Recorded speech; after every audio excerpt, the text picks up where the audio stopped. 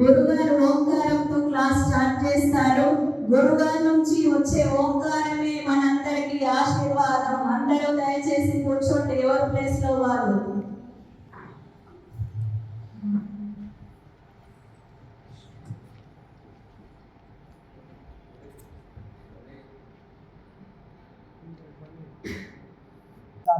నుంచి శరీరాన్ని ఫ్రీగా వచ్చి కూర్చోండి. సుదీర్ఘమైన శ్వాసను తీసుకొచ్చి ఆజ్ఞా చక్రం నిలుపుకొని సుదీర్ఘంగా ఓంకారాన్ని ఉచ్చరించండి.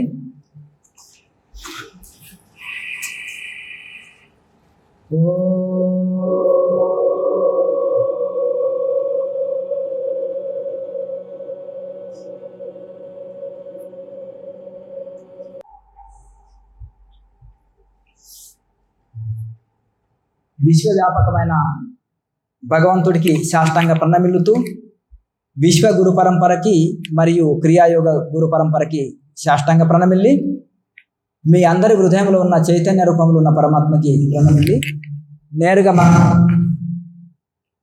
క్రియాయోగం గురించి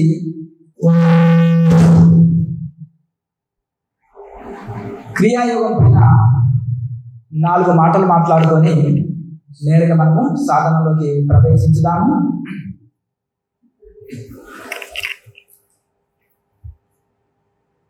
ఈ 84 లక్షల జీవరాశుల్లో ఒక మానవ జన్మనే ముక్తికై ప్రయత్నం చేస్తుంది.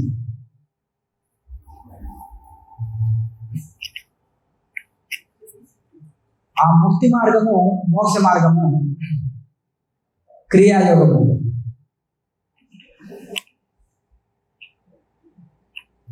ఈ ప్రపంచంలో ఏ పనైనా అతి త్వరలో నేర్చుకొని అందులో సక్సెస్ అవుతారు.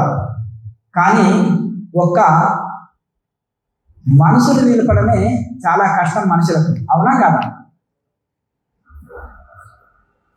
ఇదేదైనా స్కూల్లో కాలేజీలో ట్రైనింగ్ ఇస్తారా? మనసుని కాన్సన్ట్రేషన్ చేయడం, ఏకాగ్రత పెంచుకోవడము, మనసుని నిలిపే మార్గం ఎక్కడైనా ఉందా? స్కూల్లో, కాలేజీలో, యూనివర్సిటీలో? అది కేవలము గురుకులాల్లో నేర్పేవాళ్ళు. ఒకప్పుడు వేద విద్యతో పాటు యోగ విద్య, అన్ని విద్యలు నేర్పేవాళ్ళు. కానీ ఇప్పుడు కాన్వెంట్ స్కూల్ అయినప్పుడు వీటి ఆధ్యాత్మిక నాలెడ్జ్ అనేది 0 ఉంటుంది. కనుక ఇవి ఆశ్రమాల్లో గురువుల దగ్గర నేర్చుకోవాలి. కనుక ముక్తి విద్య ఒక కన్ను, భుక్తి విద్య ఒక కన్ను. 2 కళ్ళు, 2 కాళ్ళు, 2 చేతులు ఉంటే పూర్ణమైన వ్యక్తి అంటారు. ఒకటే ఉంటే వికలాంగుడు అంటారు. ఏది తక్కువ ఉన్నా, ఒక కాలు తక్కువ ఉన్నా, ఒక చేయి తక్కువ ఉన్నా, కన్ను తక్కువ ఉన్నా వికలాంగుడు అంటారు.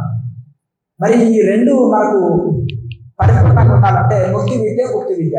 ముక్తి విద్య దేనికి? ఇప్పుడు భుక్తి విద్య దేనికి?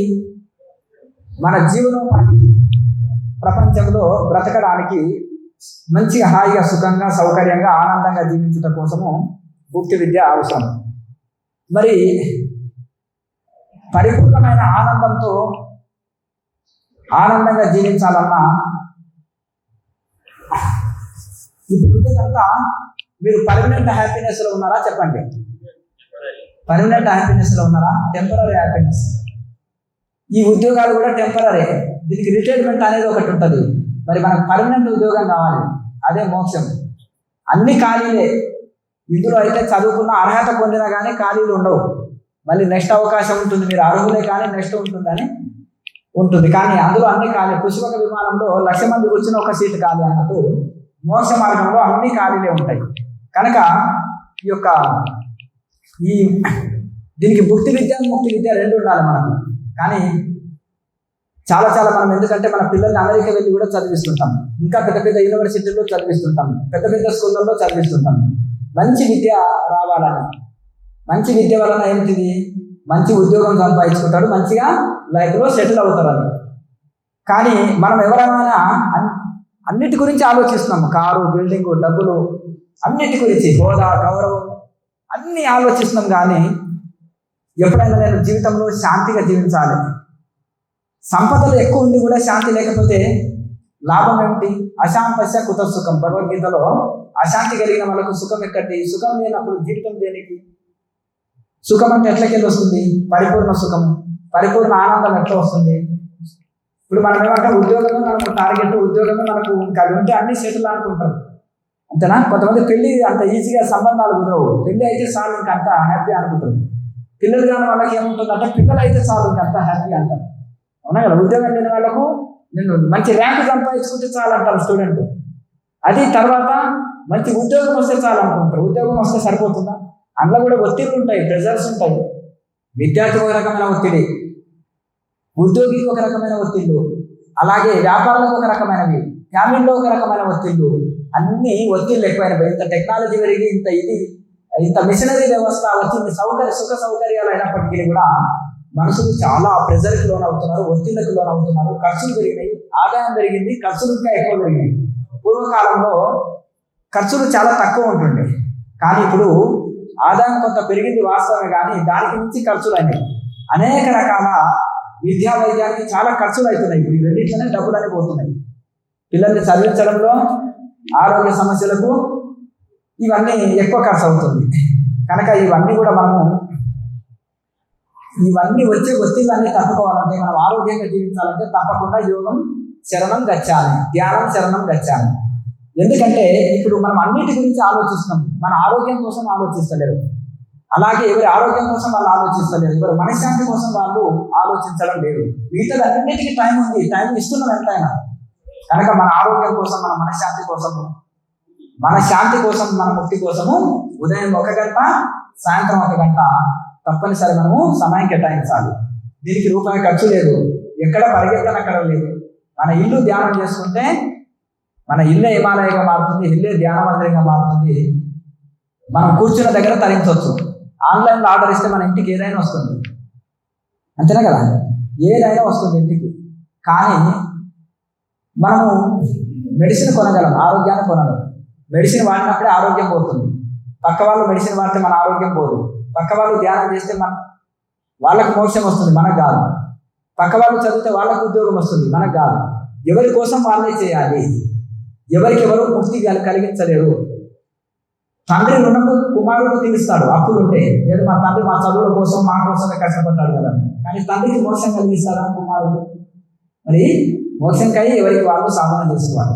కనుక మనము మార్కెట్లో ఎవరు మనకు ఆర్డర్ ఇస్తే దొరకదు, ప్లస్ ఒకరు కలిగించేది కాదు. మనం స్వయంగా కష్టపడి మనం సాధన చేసుకోవాలి. ఎంత పెద్ద గురువులు, ఎంత పెద్ద లెక్చరర్లు, మంచి టీచర్స్ చదువు చెప్పినా విద్యార్థి చదివితేనే మంచి ర్యాంకులు వస్తాయి, ఉద్యోగం వస్తుంది. అలాగే ఎంత పెద్ద గొప్ప గురువుల దగ్గర, సాక్షాత్ బ్రహ్మదేవుడి దగ్గర ఉపదేశం తీసుకున్నా సాధన మాత్రం తప్పనిసరి చేయాలి. ఎంత మంచి రుచికరమైన భోజనము, పంచపక్ష పరమాన్నాలు, మంచి నలభీముడు, నలమహారాజు అంటారు కదా, అటువంటి వాళ్ళు వంట చేసినా ఎట్లుంటుంది? తింటేనే ఆకలి పోతుంది, చూస్తే ఆకలి పోదు. కనుక మనం ఎవరికి వాళ్ళ మనం సాధన చేసుకోవాలి. కనుక ఇప్పుడు కాలమాన పరిస్థితుల్లో అన్ని కలుషితమైనవి, గాలి, నీరు, అలాగే మనం అన్ని కూడా కలుషితమైపోయినాయి. ఆహారం అన్ని కలుషితమైపోయినాయి, పెస్టిసైడ్స్ తోటి పండిస్తున్నారు. కనుక మరి తప్పని పరిస్థితుల్లో మనము అవి తీసుకున్నాం. మరి వాటర్లో కూడా మినరల్స్ అంటున్నారు, కలపడం వల్ల అది కూడా ఒక కాలు నొప్పులు, కిడ్నీ సమస్యలు వస్తున్నాయి. సహజమైన నీళ్ళని, స్వచ్ఛమైన నీళ్ళని మరిగించి తాగితే అదే ఫిల్టర్ అయిపోతుంది. బాగా వేడి చేసి వడగట్టుకొని గోరువెచ్చని నీళ్ళు అన్ని కాలంలో తాగడం శ్రేష్టం. బయటిలో ఏం చేస్తున్నారంటే కొన్ని చోట్లలో, అమెరికాలో ఎన్ఆర్ఐస్ ఏం చేస్తారు, కొంతమంది వారం రోజులు వండి సండే రోజు మొత్తం 7 రకాలై వంట చేసేసి ఫ్రిడ్జ్లో పెట్టేసి వారం రోజులు అది తింటున్నారు. ఎందుకంటే మళ్ళీ ఆదివారం వచ్చినప్పుడు ఫ్రీ ఉంటారు కాబట్టి, సెలవు కాబట్టి ఆ రోజు వండేస్తున్నారు. అందరు కాదు, కొందరు. రోజు వండుకొని తిన్న వాళ్ళ ఆరోగ్య స్థితి, వారం రోజులు వండి ఫ్రిడ్జ్లో పెట్టిన వాళ్ళ స్థితి వేరే ఉంటుంది. ఒకసారి వండిన ఆహారం ఫ్రిడ్జ్లో వెళ్ళి మళ్ళీ వేడి చేస్తే పాయిజన్ అవుతుంది. ఫ్రిడ్జ్లో ఐటమ్ మళ్ళీ తీసుకొచ్చి వేడి చేయకూడదు. కనుక మనం ఎప్పటికప్పుడు ఫ్రెష్గా వండుకోవాలి. శాకాహారం చాలా మంచిది. ఏమి తినాలి, ఎంత తినాలి, ఎట్లా తినాలి, ఆరోగ్యాన్ని ఎట్లా కాపాడుకోవాలనేది మన కేఎంసీ ఛానల్లో పెట్టినవి. టెక్నికల్ ఇష్యూ వలన ఇప్పుడు ఆ ఛానల్ లేదు. కేఎంసీ ఛానల్ చూసుకోండి. ఆహారము, వ్యవహారము, దినచర్య ఇవన్నీ కూడా మనకు అవసరం. ఎక్కడ నేర్పేటివి కావు, చెప్పేటివి కావు.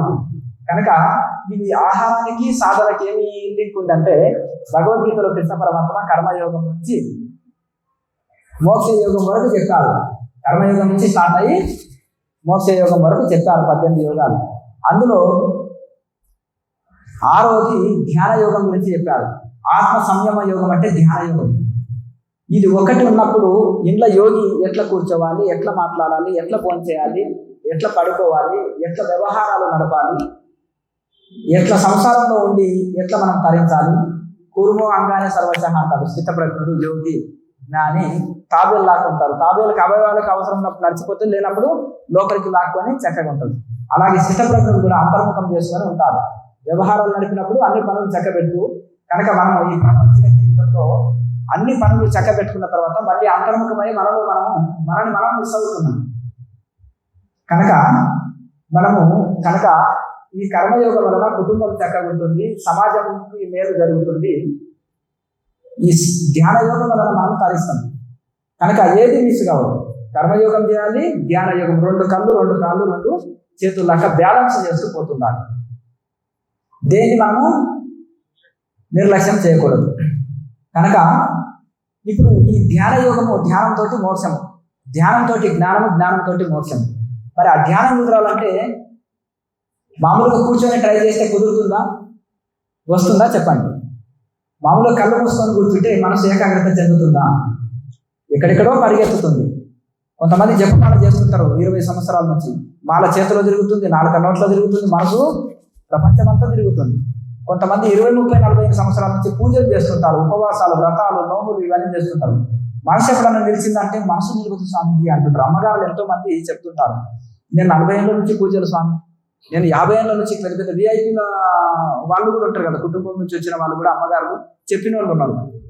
మా ఇంట్లో రాముడి విగ్రహాలు బంగారంగా ఉన్నాయి స్వామి, వజ్రాల మాలలు ఉన్నాయి స్వామి, 4 కోట్ల రూపాయలు రాముడికి అలంకరిస్తాం మా పూజా గదిలో అనే విఐపీలు చెప్పిన వాళ్ళు కూడా ఉన్నారు.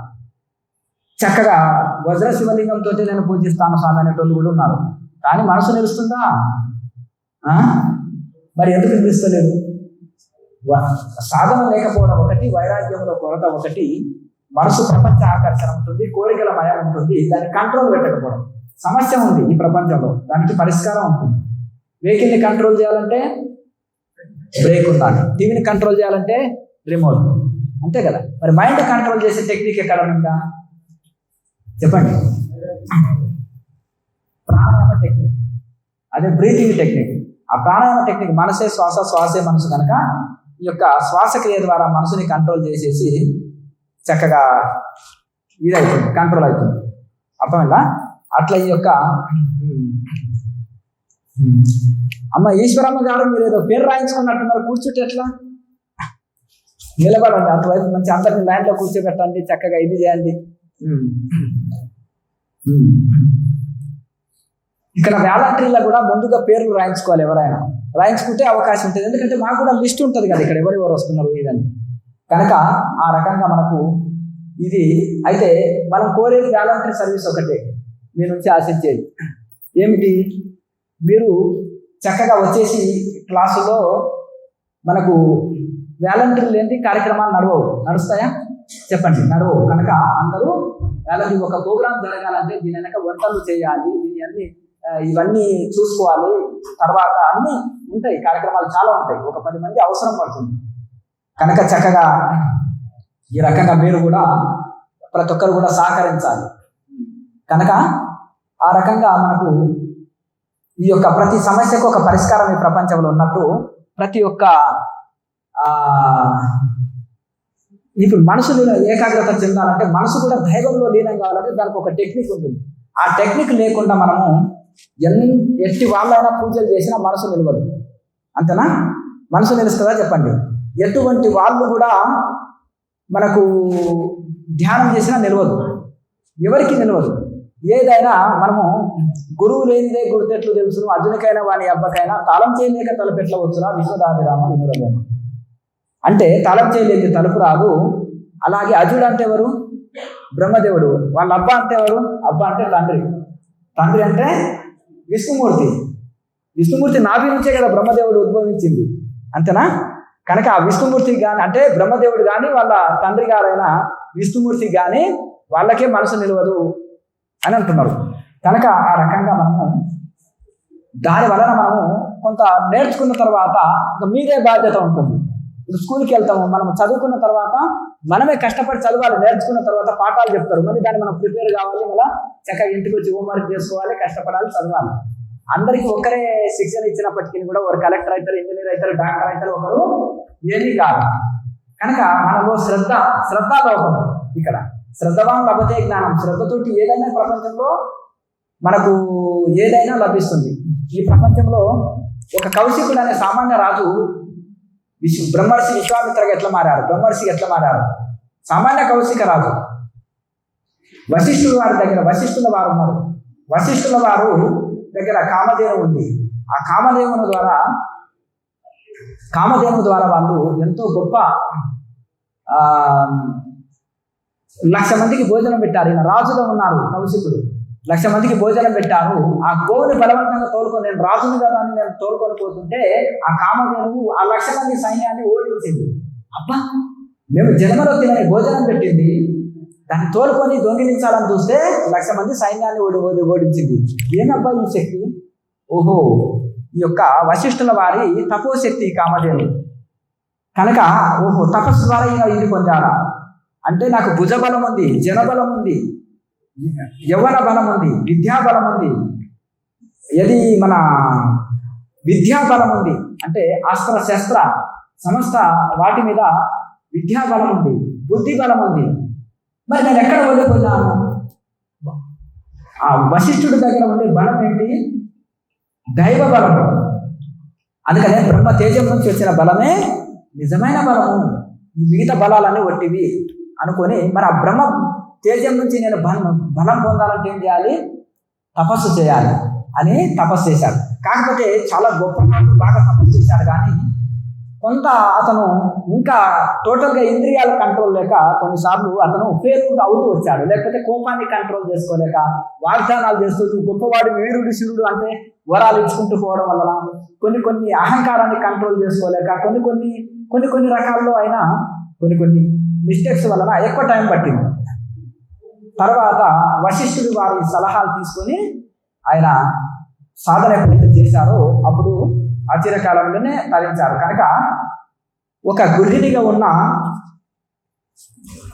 అనసూయాదేవి త్రిమూర్తులను చిన్నపిల్లలు చేసింది, కంకర రాళ్ళని కూడా అనప గుగ్గిళ్ళు వేసింది. మరి ఒక గృహిణిగా ఉన్న సాధారణమైన గృహిణికి ఎట్లా సాధ్యమైంది అది చెప్పండి? సతీ లీలావతి ఉంది. మీ భర్త పోయి ఒక ఋషికి తగిలాడు, ఆయన మీద నడుచుకుంటూ పోయాడు.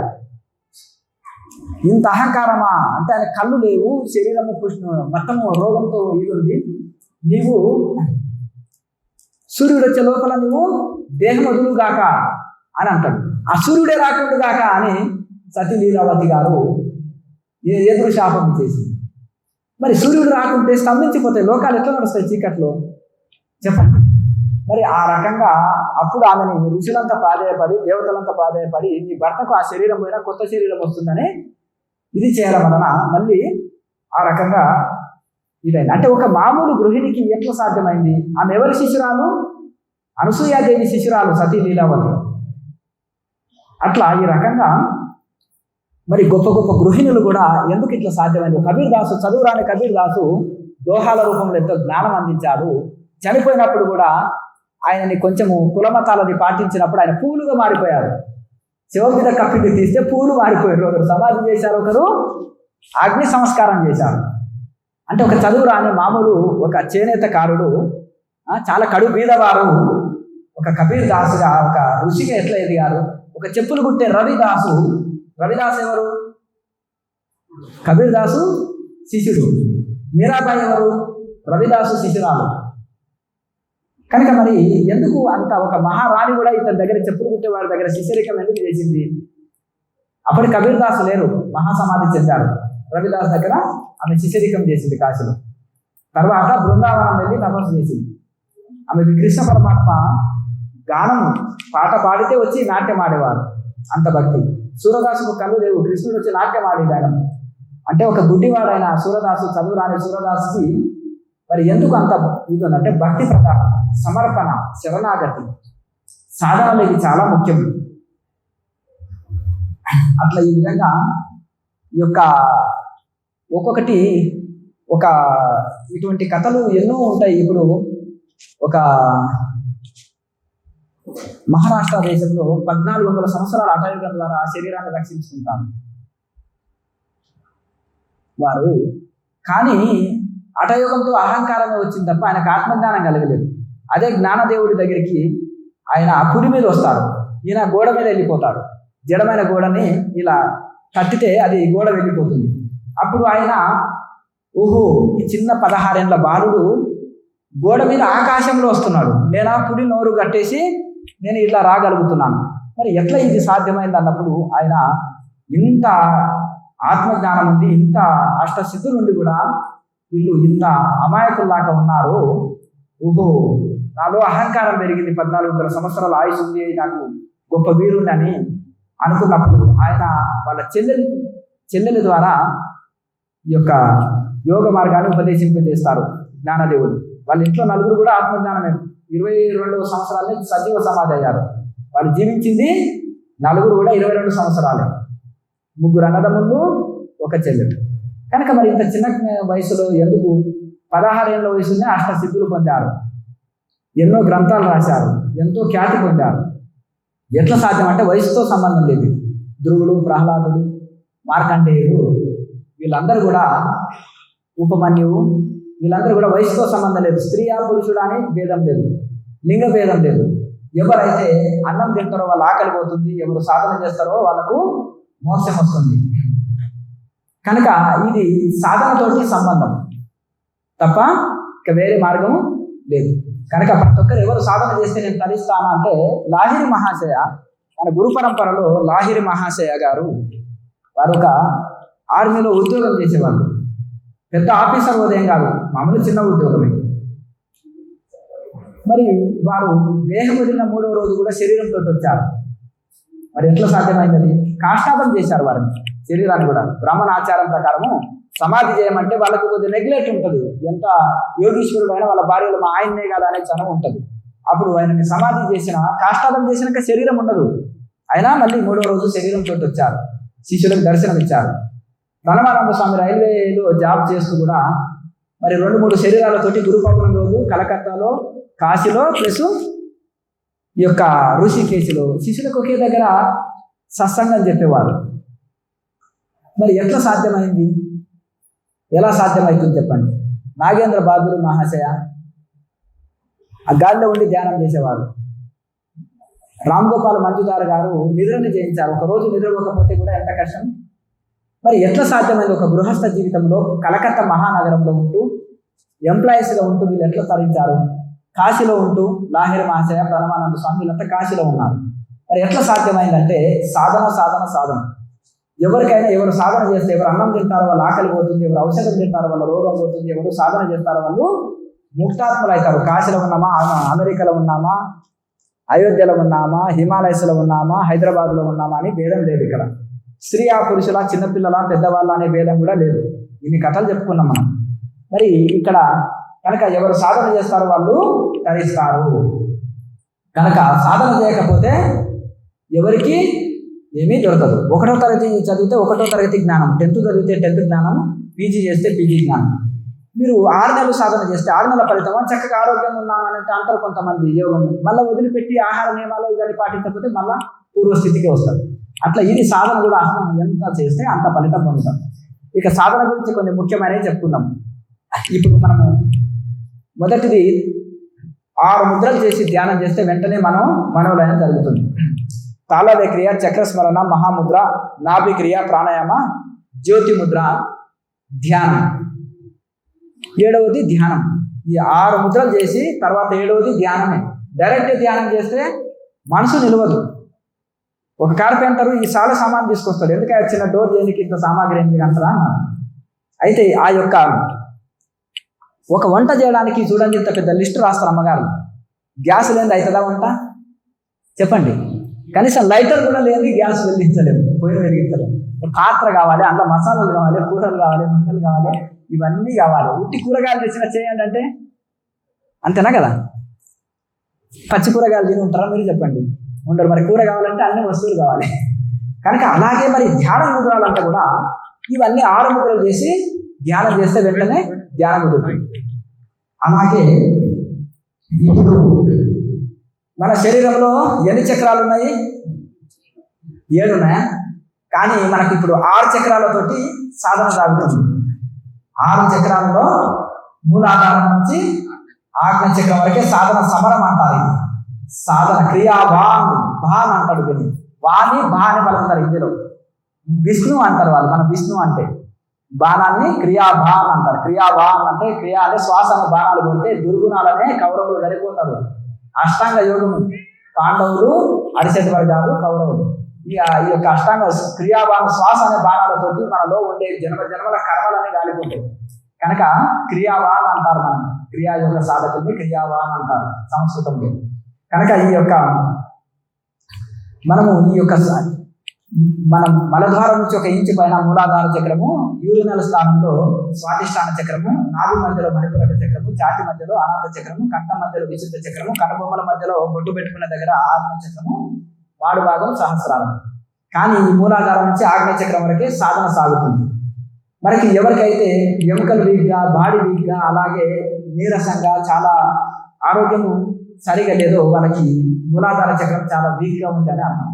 భూతత్వం అన్నిటికీ మూలం గల ఆధారం ఏంటిది? భూమి.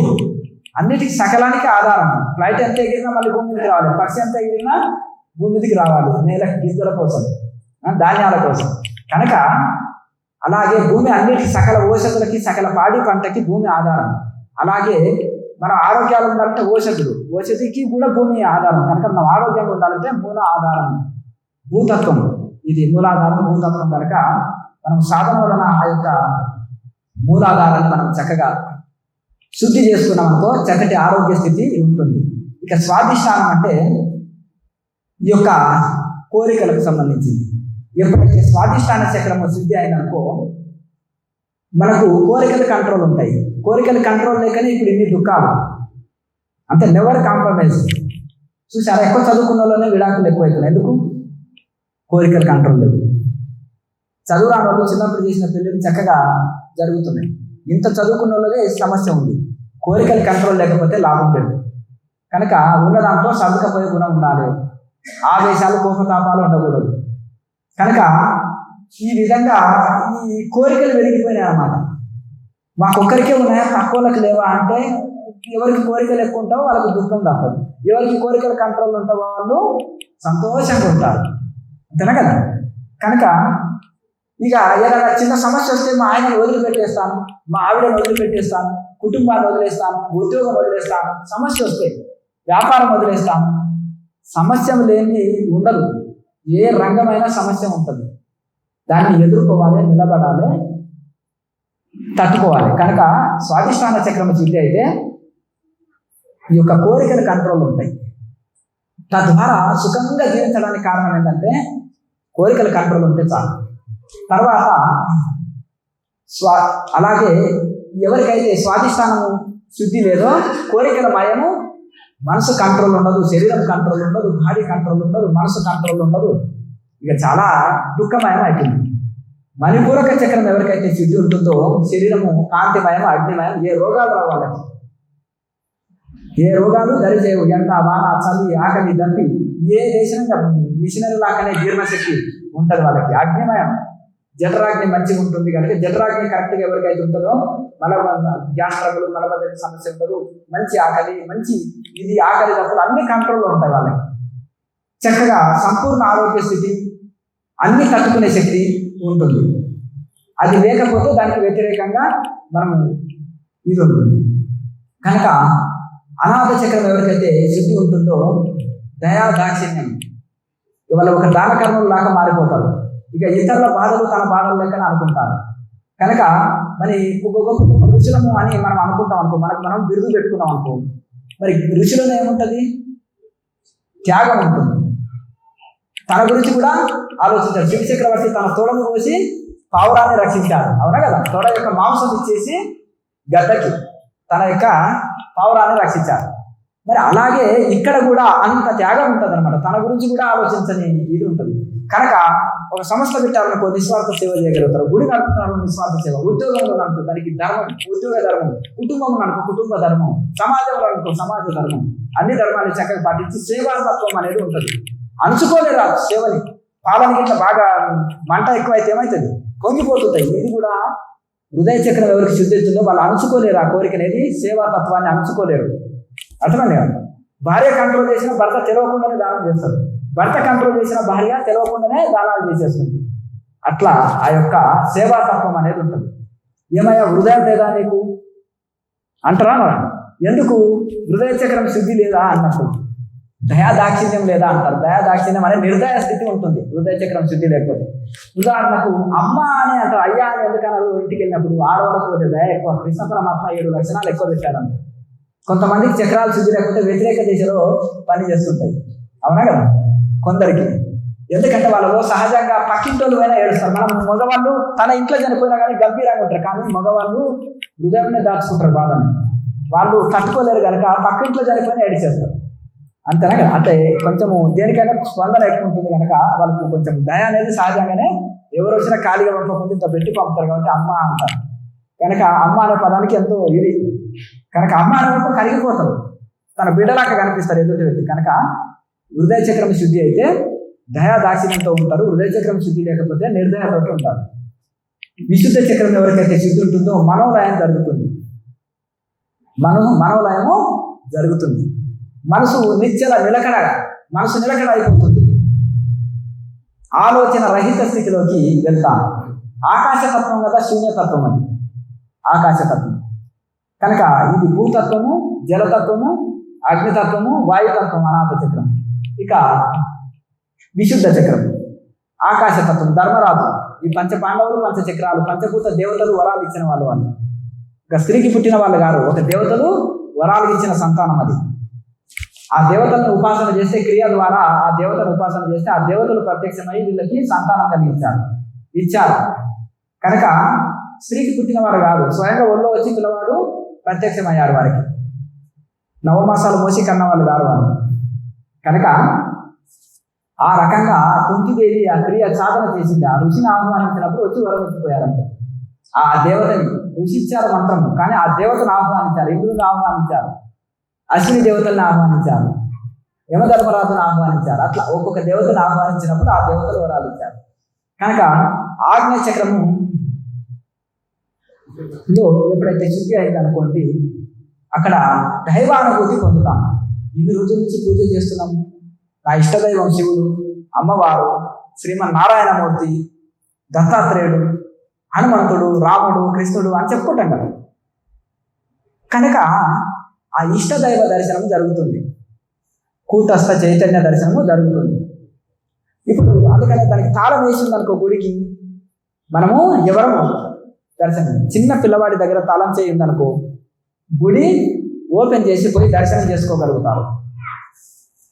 కనుక అలాగే మనము తాళం చేయి మన దగ్గర లేకపోతే లాభం లేదు. కనుక నేను చిన్నప్పుడు ఒక తత్వం రాసినాను, చాలా చిన్న పిల్లవాడిని. అప్పుడు రాసిన తత్వం ఏంటంటే, అవుహో నేను అప్పటికే ఒక 10 సంవత్సరాలు సీరియస్గా ధ్యానం చేసిన, రిజల్ట్ లేదు. ఎందుకు? గురువు లేని విద్య గుడ్డి విద్య అనుకున్నాను. ఇప్పుడు ప్రతినిధి ప్రణిపాతేన పరిప్రశ్న సేవ ఉపదేశం తిదే జ్ఞానం జ్ఞాని నా తత్వ దర్శన. వెళ్ళినాను, హెలికాప్టర్ గురువులను చూసినాను, పెద్ద పెద్ద విఐపి గురువులను చూసినాను, సీఎంలు పిఎంలు దాసులు అయిన వాళ్ళకి మొత్తం చూసిన. తిరిగి ఏంటయ్యా మా గురువు ఇంత గొప్పవాడయా, మీ గురువు గారికి 4 హెలికాప్టర్లు ఉన్నాయంటే ఈయన బ్లాక్ ఉడికిపోతుంది, అవునా కదా? నేనంటే నా గురువు ఏమయ్యా బట్టలు కూడా ఉండవయ్యా, చెట్టు కింద కూర్చుంటాడని నేను చెప్పుకుంటాను, అంతనా? అట్లా ఆ గురువు దగ్గర నేను ఉపదేశం చేస్తున్నాను. కానీ అదే గురువు అకాలంలో సన్యాసించామంటే మళ్ళీ ఆయన చెప్పినందుకే పోయి చేసి ఆ పని. అంటే అర్థమైంది కదా?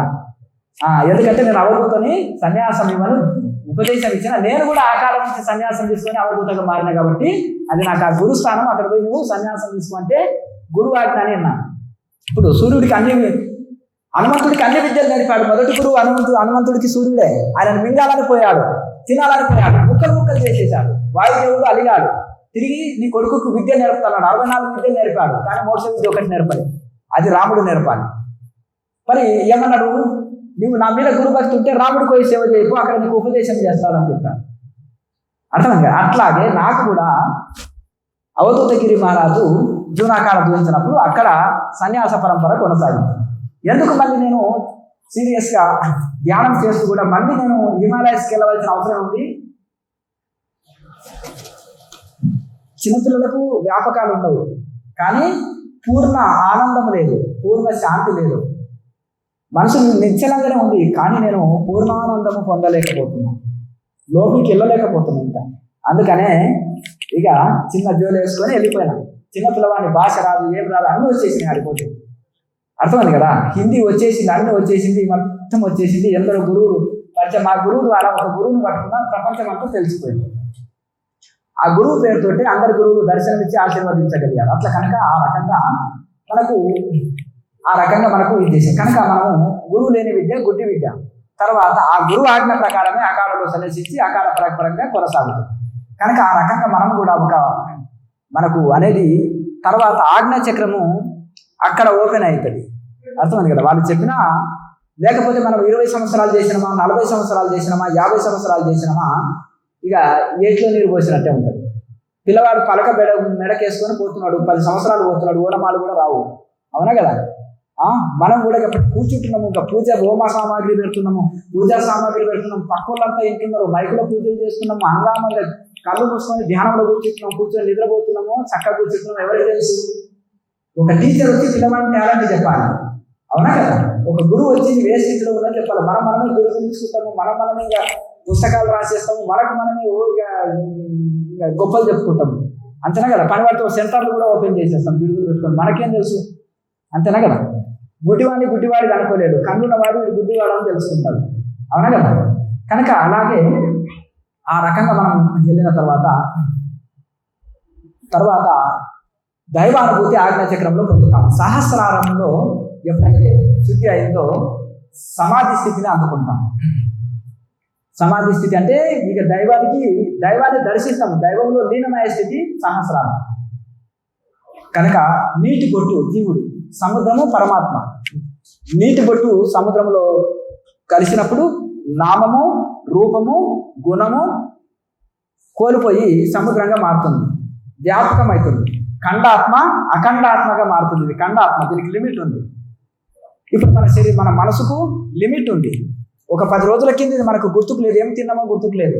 చెప్తారా ఎవరన్నా 10 రోజుల కింద ఏం తిన్నాము, నెల కింద ఏం తిన్నాము. అలాగే ఈ మెమరీ రీలేట్ అయిపోతుంది. మెమరీకి లిమిట్ ఉంది. మెమరీ కార్డుకు 2 GB, 4 GB, 6 GB ఉంటుంది కదా. హార్డ్ డిస్క్ ఎంత 1 TB, 2 TB, 6 TB ఉంటుంది కదా, ఓ లిమిట్ ఉంటుంది. భగవంతుని మెమరీ అన్లిమిట్. భగవంతుని శరీరం అన్లిమిట్, భగవంతుని మైండ్ అన్లిమిట్, భగవంతుని దృష్టి అన్లిమిట్, భగవంతుని వినికిడి అన్లిమిట్. మన వినికిడికి 1 కిలోమీటర్కి వెళ్ళి ఏదైనా మాట్లాడుతుంటే వినిపిస్తుందా? మన చూపు 1 కిలోమీటర్ ముందు చూడగలుగుతుందా? చెప్పండి. కనుక మన చూపుకు, మన దృష్టికి, మన యొక్క శరీరానికి పరిధులు ఉన్నాయి, లిమిట్ ఉన్నది. అన్లిమిట్ భగవంతుడి రూపము, నామము, గుణము, ఆయన ఒక అన్ని. ప్రపంచంలో అంత వాసన ఒకేసారి తెలుసుకుంటారు. కొంతమంది ఏమనుకుంటామంటే ఈ ప్రపంచంలో కొన్ని కోట్ల జీవులు ఉన్నాయి, ఒకే సెకండ్లో మొర పెట్టుకుంటే అందరిది ఒకటేసారి వింటాడు, అన్ని సమస్యలు ఒకేసారి తీర్చగలుగుతాడు. మనం ఉద్యోగం కోసం పెట్టుకుంటే అయ్యా ఖాళీ లేవయ్యా, సార్ని గెలవనికి లేదా, 100 మంది 1000 మంది లైన్ ఉన్నారు, సీఎం గారిని గెలవనికి లేదా అంటావా కదా. అలాగే ఒకేసారి ఆన్సర్ ఇస్తాడు, ఒకేసారి సమస్యలు తెలుసుకుంటాడు, క్లియర్ చేయగలుగుతాడు. అంటే భగవంతుని శక్తి అపారం, అనంతము. ఆయన బిజీ ఉంటాడు, కలవడం, మొర వినడం కాదు. మనం లోపంలో, మన మొర పెట్టుకోవడంలో లోపం ఉంది. మన సంపూర్ణ శరణాగతి లేదు. గజేంద్రుడికి సంపూర్ణ శరణాగతి లేదు. 10,000 సంవత్సరాలు ప్రార్థన చేసిన 0. అంటే తన శక్తి మీద పోరాడాడు 0. తర్వాత ఒక శరణాగతితో సంపూర్ణ శరణ్ అయ్యాడు. ఫలితం వెంటనే కనిపించింది. నీవే తప్పని తప్పరం పెరగ మన్నింపదగు దీని రావే ఈశ్వర కావని వరద సంరక్షింపు భద్రాత్మక అన్నాడు. పూర్తి సంపూర్ణ శక్తిని నమ్ముకున్నాడు, యుక్తిని నమ్ముకున్నాడు, ఇంకా సాగిలబడి శరణాగతి పొందాడు. అప్పుడు పూర్ణ ఫలితం వచ్చింది. కనుక అలాగే ఇక్కడ కూడా మనము మామేకం శరణం రజ, భగవద్గీత అంతా చెప్పి మీకు ఏది చేత కాకుండా సంపూర్ణ శరణాగతి శరణ్రగా ఉండండి భగవంతుడికి. అందుకనే ఈ క్రియాయోగంలో కూడా స్వాధ్యాయ ఈశ్వర ప్రధానాన్ని క్రియాయోగ. తపస్సు అంటే ధ్యాన యోగము, స్వాధ్యాయం అంటే వేదాంత విచారణ. మనము విచారణ, ఎందుకు జన్మ తీసుకున్నాను, ఎందుకు తీసుకోవాల్సి వచ్చింది, నేను పరమాత్మ ఏంటి, జీవాత్మ ఏంటి, నేను ఎట్లా పరమాత్మలో లీనం కావాలి, మోక్షాన్ని ఎట్లా పొందాలి, కుటుంబ జీవితంలోనే ఉంటూనే నేను 32 పళ్ళ మధ్యలో నాలుకలాగా, తామేలు కూరుమ అంగాన్ని సర్వశ తాబేల్లాగా అలాగే కుమ్మరి పురుగులాగా బురదలో ఉండి బురదలు అంతగా అట్లా మనం టెక్నిక్ మీద ఈ ప్రపంచంలో దేన్ని అంటకుండా ఎట్లా తామరాకు మీద నీటి బొట్టులాగా ఎట్లా అంటున్నట్టుగా ఉండాలనేది ఉంటూ మనం తరించాలనేది మనము ఇది అన్నది. కనుక ఈ విధంగా మనము ఈ మార్గంలో మనము సాధన అన్నింటికీ ఏ సమస్య వచ్చినా చాలా మంది అనుకుంటారు సంకల్ప ధ్యానం చేసుకోవచ్చు. ఈ మధ్యలో సంకల్ప ధ్యానం అంటారు. అది కూడా సరిగా ఉండాలి. తాళం చేయలు ఉన్నాయి మన దగ్గర. ఇంకొక తాళం చేయి తీసుకొని రోజంతా ట్రై చేస్తే గుడి తలుపు ఓపెన్ అవుతుందా, దైవ దర్శనం జరుగుతుందా? కరెక్ట్ తాళం చేయి నెంబర్ తాళం చేయి ఉంటేనే చిన్న పిల్లవాడైనా ఓపెన్ చేస్తాడు. సంకల్ప ధ్యానం చాలా మంచిది, కానీ సరి అయిన ఏకాగ్రత, సరి అయిన సంకల్పము, సరి అయిన ఇది ఉండాలి. కనుక సరి అయిన ధ్యానం కూడా ఉండాలి. కనుక మీరు కూడా చక్కగా ఉద్యోగం కావాలన్నా సాధన చేయండి, సంకల్పం పెట్టుకోవాలి. పెళ్ళిళ్ళు కావాలన్నా, పిల్లలు కావాలన్నా, ప్రమోషన్స్ కావాలన్నా, అప్పులు తీరాలన్నా, రోగాలు నయం కావాలన్నా సంకల్పం పెట్టుకొని చేయండి, ఫలితం ఉంటుంది. నేను బ్రహ్మర్షిని కావాలని సంకల్పం పెట్టుకోలేదా? నేను చిరంజీవిని కావాలని చేయలేదా? మార్కండేయుడు 12 ఏళ్ళు ఆయుష్ బాలుడు. నేను ఆయుష్ పెంచుకోవడం ఎలా అంటే మృత్యుంజయుడిగా కావాలన్నప్పుడు ఆయన వశిష్ఠ మహర్షి చెప్పిన క్రియాయోగ సాధన చేశాడు, తరించాడు, చిరంజీవిగా కాగలిగాడు. అవునా కదా? కనుక సంకల్పం అన్నమాట. దీన్నే సంకల్ప ధ్యానం. నా పతి ప్రాణాలు రక్షించుకోవాలనుకున్నది పోయి యమధర్మరాజును ఎదిరించి ఎట్లా రాగలిగింది? సాధన ఉంది కాబట్టి. యమధర్మరాజు చనిపోయిన వాళ్ళకి కనిపిస్తాడు, చనిపోయే వాళ్ళకి కనిపిస్తాడు, కానీ మీకు మామూలు వాళ్ళకి కనిపించదు. ఈమెకి ఎందుకు కనిపించింది? ఆ దివ్య దృష్టి మీకు వచ్చింది కాబట్టి, సావిత్రి దేవికి వచ్చింది కాబట్టి వెంట భర్త ప్రాణాలను రక్షించుకున్నది వెళ్ళి. అట్లా కనుక సంకల్ప ధ్యానం. కనుక నేను నా భర్త రోగం నయం చేస్తానని సతీ లీలావతి తీసుకొని వెళ్ళింది, నయం చేసుకొని రాగలిగింది. నేను త్రిమూర్తుల్ని కూడా చిన్నపిల్లల్ని చేస్తానని చేయగలిగింది. అట్లా సంకల్ప ధ్యానం చేసింది, చిన్నపిల్లలు అయిపోయింది సంకల్పం పెట్టి. కనుక సంకల్పం ఏంటంటే మనము మన కోరికని చెప్పుకొని ధ్యానం చేయడం. కనుక సంకల్పాల కోరికల కోసమే మనం వజ్రాలు ఇస్తే ఏం చేస్తాడు? చిన్నపిల్లవాడు రేగి పళ్ళకి ఇస్తాడు. రేగి పళ్ళు వచ్చినాయి అనుకోండి పల్లెటూర్లలో, ఆ రేగి పళ్ళకు డైమండ్స్ ఇస్తాడు చిన్నపిల్లవాడు, వాడికి తెలియదు కదా దాని విలువ. అలాగే మనం కూడా ఆ సంకల్పాన్ని వృధా చేయకూడదు. అర్థమైంది? మహత్ కార్యాలకు వాడుకోవాలి. ఎట్లా అంటే మనము తరించుట కోసం ఇది చేయాలి. మనం కనీసము అవసరాలకు ఉంటే ఏ లోటు ఉండదు ఆధ్యాత్మిక సాధకులకి. కనుక మనము అటు సంకల్పాన్ని దుర్వినియోగం చేసుకోకుండా మంచి సాధన చేయాలి. సాధన ప్రారంభంలోనే చక్కటి ఆరోగ్యం లభిస్తుంది. సాధన ప్రారంభంలోనే కొద్ది ముందుకు వెళ్తే మంచి మనశ్శాంతి పొందుతాం. సాధన ప్రారంభంలోనే మెమరీ పవర్ పెంచుకుంటాం. సాధన ప్రారంభంలోనే ఇన్ని వస్తుంటాయి. ఇంకా ముందుకు వెళ్తున్నప్పుడు దైవానుభూతులు కలుగుతాయి. ఇంకా ముందుకు వెళ్తున్నప్పుడు మనోలయం జరుగుతుంది. ఇంకా ముందుకు వెళ్ళినప్పుడు మనము మన పరమాత్మలో సంపూర్ణ లీనం కాగలుగుతాం. ఇది కేజీ నుంచి పీజీ దాకా ప్రయత్నం లెక్కన ఒక రోజు మొక్క పెరిగినట్టుగా, చిన్నపిల్లవాడి దేహం కూడా పెరిగినట్టుగా, చదువు పెరిగినట్టుగా సాధన కూడా దినదినం మనకు తెలియకుండానే పెరుగుతుంది. రోజు క్రమం తప్పకుండా సాధన చేసినప్పుడు మరి ఎన్నో లాభాలు క్రియాయోగం ద్వారా ఉన్నాయి. ప్రపంచంలో ఋషులు, దేవతలు అందరూ చేశారు ఈ సాధన. సమస్త యొక్క వేద ఉపనిషత్తుల సారము, యోగోపనిషత్తుల సారాన్ని తీసుకొచ్చి శివుడు పార్వతీమాతకు ఉపదేశం చేశాడు. ఆ యొక్క సమస్త యోగ శాస్త్రాల సారాన్నే అష్టాంగ యోగం. అష్టాంగ యోగ సారమే క్రియాయోగం. అష్టాంగ యోగంలోనే అందుకనే అష్టాంగ యోగ సారాన్ని తీసి పతంజలి మహర్షి 4 పాదాలు చెప్పాడు. ఇది పతంజలి సూత్రాలు. ఆ 2వ పాదంలో, సాధన పాదంలో తపస్వాధ్యాయ ఈశ్వర ప్రణిధానాన్ని క్రియాయోగ అని చెప్పారు. కనుక ఈ యొక్క తపస్సు, స్వాధ్యాయం, ఈశ్వర ప్రణిధానం ఒక్కొక్క దగ్గర ఒక పాయింట్ దొరుకుతుంది. ఒక దగ్గర మంత్రమే దొరకవచ్చు, ఒక దగ్గర యోగ దొరకవచ్చు, ఒక దగ్గర ధ్యానమే దొరకవచ్చు, ఒక దగ్గర వేదాంత విచారణ చెప్తారు.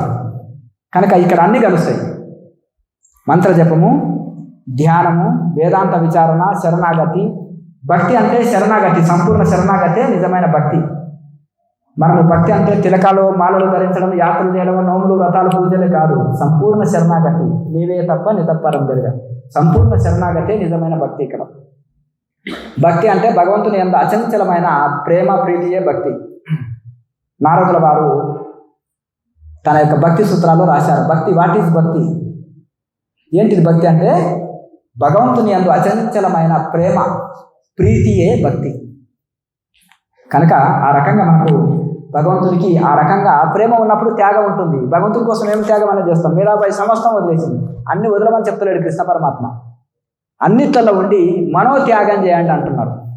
కొంతమంది సన్యాసులు మనసు, భౌతికము, మనసు 2 త్యాగం చేస్తారు. అంతర్త్యాగం, బహిర్త్యాగం 2 చేస్తారు. కానీ గృహస్థాశ్రమంలో బహిర్త్యాగం కూడదు.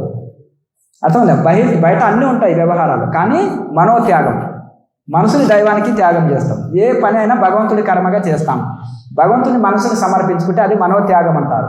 అది కూడా మనం ఏం చేస్తాము, అంత ఈజీగా త్యాగం చేయలేము. కనుక మనోత్యాగమే గొప్ప త్యాగం. కనుక భగవద్గీతలో చెప్పింది కర్మయోగం అంటే మనోత్యాగమే చెప్తున్నారు కృష్ణ పరమాత్మ. ఆ మనసుని దైవానికి సమర్పించుకొని అన్ని పనులు చేయండి, అది దైవ కార్యాలుగా మారిపోతాయి. మీరు ఏది వదలనక్కర్లేదు, అన్నిట్లలో ఉండి మీరు తరిస్తారు అని కృష్ణ పరమాత్మ కర్మయోగంలో చెప్పారు. అప్పుడు ధ్యాన యోగం కుదురుతుంది, తద్వారా మోక్షయోగం, జ్ఞానయోగం వస్తుంది, జ్ఞానం వస్తుంది 13వ, తర్వాత మోక్షయోగం స్థితికి మీరు అందుకుంటారు. కనుక సప్త ఋషులు కూడా దేవి దేవతలు ఎందరో కూడా గృహస్థాశ్రమం నుండి తరించారు. ఒక యోగి ఆత్మకథ గురు పరంపరలో కూడా ఋషులు తరించారు. వాళ్ళ మార్గంలో మనం వెళ్తున్నాం. కనుక 6 ముద్రలు చేసి ధ్యానం చేయాలి. క్రియాయోగం గొప్పతనం తెలుసుకున్నాం. మరి సాధన చేద్దామా? సాధన చేయాలన్నప్పుడు మనం కొంత ప్రతిజ్ఞ అంటే కొన్ని మనము నియమాలు పెట్టుకోవాలి. నశ్రేయో నియమం విన, నియమం లేదు శ్రేయస్సు ఉండదు. కనుక అందరూ కూడా చక్కగా మేలుదాల మిఠాలు ఉంచుకొని చేతి ముందర ఉంచి చక్కగా కళ్ళు మూసుకొని ప్రశాంతంగా జై బ్రహ్మజ్ఞాన భారత్. నేను ఈ రోజు నుంచి క్రియావాన్గా మారుతున్నాను. నేను ఈ రోజు నుంచి త్రికరణ శుద్ధితో క్రియాయోగ ధ్యానం చేస్తాను. నేను ఈ క్షణం నుంచి మద్యానికి మాంసానికి దూరంగా ఉంటాను. పూర్తి స్థాయి శాకాహారిగా మారుతున్నాను. నా సహధర్మ పత్నిని తప్ప తోటి స్త్రీలను సోదరిగా భావిస్తాను. నా సహధర్మపతిని తప్ప తోటి పురుషులను సోదరులుగా భావిస్తాను. అందరితో సోదర భావంతో ఉంటాను. నీతి నిజాయితీతో నా బాధ్యతలు నెరవేర్చడంతో పాటు వ్యక్తిగత బాధ్యతగా సమాజ సేవ చేస్తాను. తల్లిదండ్రులను ప్రత్యక్ష దైవాలుగా భావించి గౌరవిస్తాను మరియు వారికి సేవ చేస్తాను. నేను ఇవాళ నుంచి దైవ దూషణ మరియు గురు దూషణ చేయను. ఆధ్యాత్మికంగా బాధ్యతాయుతంతో ఉంటాను. పర్యావరణ పరిరక్షణ మరియు స్త్రీలను గౌరవించడం నా ప్రథమ బాధ్యతగా స్వీకరిస్తున్నాను. నేను ఈ క్షణం నుంచి నా మతాన్ని ఆచరిస్తూ మిగిలిన మతాలను మరియు సాంప్రదాయాలను గౌరవిస్తాను. కుల, వర్ణ, ప్రాంత, లింగ వివక్ష చూపకుండా నా దేశం పట్ల బాధ్యతాయుతంగా ఉంటూ భావితరాలకు ఆదర్శంగా ఉంటాను. భారతదేశం యొక్క గొప్పతనమును మరియు G50 యొక్క ఉన్నత ఆశయాలను లక్ష్యాలను అందరికీ వివరిస్తాను.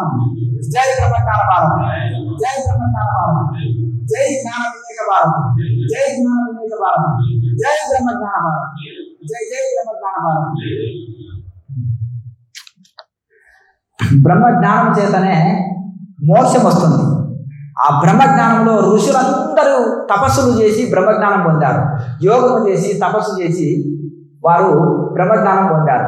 మళ్ళీ ఈ యొక్క సబ్జెక్టులు చేంజ్ అయినాయి. గురుకులాల్లో ఆ బ్రహ్మ విద్య దొరుకుతుంది. ఇప్పుడు బ్రహ్మ విద్య కరువైంది. మళ్ళీ గురువుల దగ్గర ఈ బ్రహ్మ విద్య తెలుసుకొని సాధన చేసి బ్రహ్మజ్ఞానం పొందాలి. బ్రహ్మజ్ఞానంతో మోక్షం పొందుతాం. ఇప్పుడు పూర్వమంతా బ్రహ్మజ్ఞాన భారతే, ఋషులు బ్రహ్మజ్ఞానులు కనుక అందరూ. తర్వాత మనం ఏమైంది, మన సంస్కృతి సాంప్రదాయాలను కట్టు చుట్టు బొట్టు, మన ఆచారాలు, మన వ్యవహారాలు, మన సంస్కృతి, మన విద్యా విధానాన్ని మార్పు జరిగింది. తిరిగి మళ్ళీ మన సంస్కృతిని మనం ఆచరించి మన సాధనలు చేసి బ్రహ్మజ్ఞానం పొంది బ్రహ్మజ్ఞాన భారతిగా తయారు చేయాలి. ఆ బ్రహ్మజ్ఞాన భారతి కావాలంటే ఏంటంటే విద్యా విధానంలో మన పిల్లలు క్రియాయోగులు కావాలన్నా వద్దా? మన పిల్లలు క్రియాయోగులు కావాలంటే ఏం చేయాలి? స్కూల్లో సబ్జెక్టులు ఏంది ఎట్లా అవుతారు? స్కూల్లో ఒక సబ్జెక్ట్ కావాలన్నా వద్దా? మరి స్కూల్లో సబ్జెక్ట్ కావాలన్నప్పుడు ఇది ఫిలప్ చేసి ఉంటే 1,000 సంతకాలు సేకరించి ప్రభుత్వాల దగ్గర ఉంచుతాము. ప్రభుత్వాల ముందు ఉంచినప్పుడు ప్రజల యొక్క డిమాండ్ని బట్టి వాళ్ళు కూడా పాఠ్యాంశాలుగా పెడతారు. ఈ ఒక కులానికి మతానికి సంబంధించిందా? కాదు కదా. యోగం అనేది ఏకాగ్రత పెంచుతుంది, ఆరోగ్యం పెంచుతుంది, దైవంలో మనసు లీనం చేస్తుంది, పరిపూర్ణ మానవుడిగా జీవించడానికి ఉపయోగపడుతుంది. Yoga meditation, world yoga day, world meditation day అని ప్రపంచ దేశాల్లో 150 దేశాలు ఒప్పుకున్నాయి. కనుక ఈ యోగాని పాఠ్యాంశాలుగా పెట్టారనుకోండి, విద్యార్థులు చిన్నప్పుడే యోగం అనే సబ్జెక్టు పెట్టడం వలన స్ట్రెస్, ఒత్తిడి తట్టుకుంటారు, మెమరీ పవర్ పెంచుకుంటారు, సమస్యలు వస్తే తట్టుకునే శక్తి పెరుగుతుంది. ఒక స్పిరిచువల్ టీచర్ ఉంటారు వాళ్ళకు. ఆ స్పిరిచువల్ టీచర్ వాళ్ళకు ప్రతి ఒక్కటి మన సంస్కృతి సాంప్రదాయాలు ఆచారాలు ఈ మన కల్చర్ని అన్ని వివరిస్తారు, ఆధ్యాత్మికాన్ని వివరిస్తారు. దాంతోపాటు కొంత మెడిటేషన్, యోగా మెడిటేషన్, క్రియాయోగం కూడా చెప్పడం వలన పిల్లలు ఆ మెడిటేషన్ చేసి వివేకానందుడు 1000 పుస్తకాన్ని 5 నిమిషాలు ఎలా చెప్పగలిగారు? మెమరీ పవర్ ఎట్లకి వచ్చింది? యోగం చేశారు, ధ్యానం చేశారు. కనుక మన విద్యార్థులకు కూడా చిన్నప్పటి సంది యోగం ఒక సబ్జెక్ట్గా అందాలనేది మా యొక్క ఆశయం. కనుక మీరు అందరూ చేయవలసింది ఏముంది? యోగం అనే సబ్జెక్ట్ ఒకటి స్కూల్లో రావాలంటే మీరు అందరూ ఈ యొక్క సర్టిఫికేట్ తీసుకొని ఇవన్నీ ఫిలప్ చేసి మీరు ఆశ్రమ వాట్సాప్ నెంబర్కి, ఇక్కడ ఉండే వాట్సాప్ నెంబర్కి మీరు పెట్టేస్తే ఇవన్నీ కూడా మన వెబ్సైట్లో పొందుపరుస్తాం. అలాగే మరి సంస్థ నుంచి ఏమి ఆశించదు, నిస్వార్థ సేవ చేస్తుంది.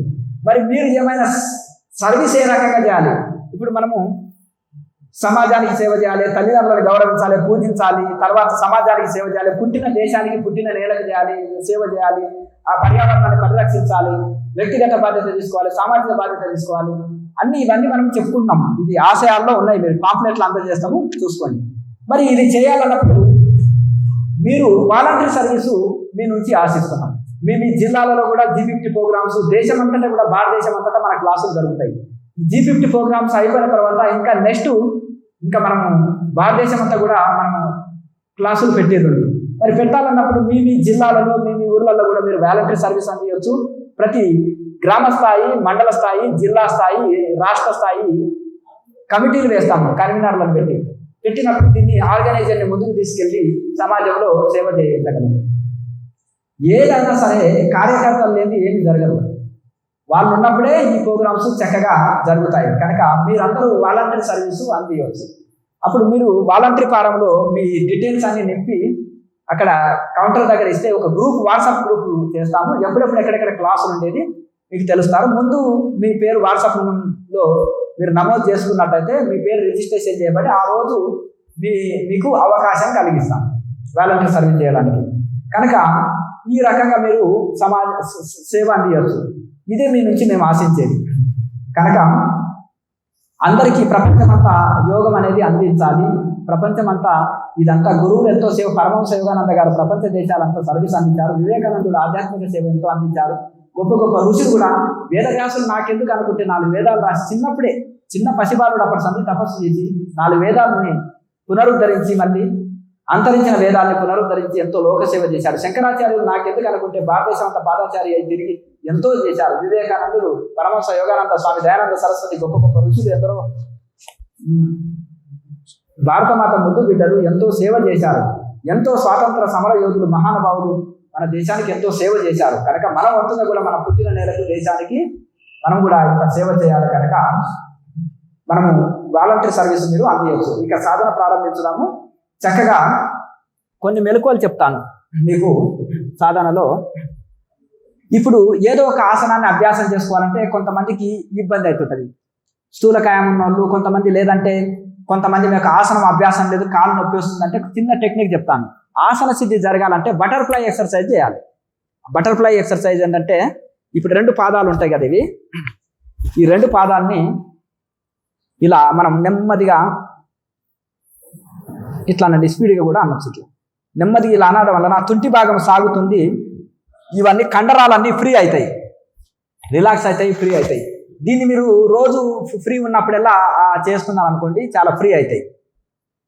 తర్వాత ఇది చేసిన తర్వాత 2-3 రకాల ఆసనాలు చూపిస్తారు. ధ్యానానికి ఏ ఆసనం ముఖ్యము అంటారు. అయితే మరి పెద్ద వయసు వాళ్ళు, కింద కూర్చోలేని వాళ్ళు, మరి రాడు వేసుకున్న వాళ్ళు, కాళ్ళలో రాడు వేసుకొని ఉంటారు, ఆరోగ్యం సరిగా ఉండదు, డిస్క్ ప్రాబ్లం ఉంటుంది, లేకపోతే రకరకాల ప్రాబ్లమ్స్ ఉంటుంది. వాళ్ళ పరిస్థితి ఏంటంటే కుర్చీలో కూర్చున్న ధ్యానం అప్పుడు మాత్రం మేరుదండము చక్కగా పెట్టి కూర్చుంటే సరిపోతుంది. ఇక మిగతా వాళ్ళు, శరీరం సహకరించిన వాళ్ళు కింద కూర్చుంటే చాలు. అయితే దీన్ని సిద్ధాసనం అంటే మలద్వారాన్ని లాగ్ చేయాలి. ఈ యొక్క కింది బొటనవేలు ద్వారా ఎడమ పాదం బొటనవేలు ద్వారా మలద్వారాన్ని లాగ్ చేసి, కుడికాల ద్వారా యూరినల్ని లాగ్ చేసేస్తే దీన్ని ఏమంటారు? సిద్ధాసనం అంటారు. సిద్ధాసనం మనం ఇట్లా దగ్గరికి అన్నారనుకోండి, ఇలా నొక్కుతుంటారు కిందికి, ఇట్లా ఉండదు. పాదాలని చాలా విశాలంగా ఉంచి విపదీసి చక్కగా ఇట్లా కూర్చొని, ఇలా కూర్చున్నప్పుడు మనం నేల మీద 2 మోకాళ్ళు ఆనుకుంటే బ్యాలెన్స్డ్గా ఉంటుంది మన శరీరం. ఇది వేదని వాళ్ళు కనీసం ఇంకా కొంతమంది ఈ పద్మాసనం కూడా ధ్యానానికి అనుకూలమైంది. గృహస్థ ఆశ్రమంలో ఉన్న వాళ్ళకి పద్మాసనం చాలా మంచిది, బ్రహ్మచారులకు సిద్ధాసనం చాలా మంచిది. కుడి తొడ మీద ఎడమ పాదము, ఎడమ తొడ మీద ఆ కుడి పాదం, ఇది కూడా దగ్గరికి పెట్టుకుంటే ఇలా ఇలా అంటారు. విప్పదీసి చక్కగా పాదాలని విశాలంగా ఉంచినప్పుడు, నేల మీద చక్కగా కూర్చున్నప్పుడు నేల మీద బ్యాలెన్స్డ్గా ఉంటుంది. ఇది చేయగా అవే వస్తాయి ఆసనాలు రాని వాళ్ళకి. అయితే ఇంకా మామూలుగా మాకు ఇంకొక టెక్నిక్ చెప్తాను. చిన్న ఈ పాదాన్ని ఉంది కదా, ఇది ఈ తొడ సందులోకి, ఈ కుడి ఎడమ తొడ సందులోకి ఈ యొక్క కుడి పాదాన్ని ఇలా దూర్చాలి. ఈ యొక్క అలాగే కుడి తొడ సందులోకి ఎడమ పాదాన్ని ఇలా దూర్చినప్పుడు ఇది సింపుల్గా ఉంటుంది. ఇది కూడా విప్పదీసి కూర్చోవాలి చక్కగా, ఇది కూడా ఒక పద్ధతి. తర్వాత మధ్యలో ఇబ్బంది ఉంటే ఆసనాన్ని మార్చుకోవచ్చు. ఇప్పుడు ఈ కాలు ఉందండి, తర్వాత కాసేపు అయినాక ఈ కాలుని తీసి ఈ కాలుని మార్చుకోవచ్చు, ఇబ్బంది లేదు. లేదంటే ఇక్కడ సుఖాసనము చక్కగా, కొంతమంది ఇంకేది కష్టంగా ఉన్న వాళ్ళు ఇట్లా కాలు క్రాస్ చేసి కూర్చోండి. ఇంకా కొంచెం సుఖాసనం అంటారు కదా, సింపుల్గా ఇట్లా మామూలుగా ఇట్లా ఇలా పెట్టుకొని కూర్చోండి, ఏం పర్లేదు, ఉంది కదా. అలా అభ్యాసం చేయగా, ప్రాణాయామ చేయగా మీ నాడుగు శుద్ధి అయిపోయి, శరీరం ఫ్రీ అయిపోయి, ఏ ఆసనం రాని వాళ్ళు కూడా అన్ని ఆసనాలు వేయగలుగుతారు. ఆసనాలు కూడా మీకు ఆటోమేటిక్గా వచ్చేస్తాయి. కనుక ఆ రకంగా మీరు చక్కగా స్థిరమైన ఒక ఆసనంలో కూర్చొని చక్కగా మేరుదండం నిటారు ఉంచి, శరీరాన్ని చాలా ఫ్రీగా ఉంచి చక్కగా మరొకసారి సుదీర్ఘమైన శ్వాస తీసుకొచ్చి ఆజ్ఞా చక్రం నింపుకొని సుదీర్ఘంగా ఓంకారాన్ని ఉచ్చరించండి.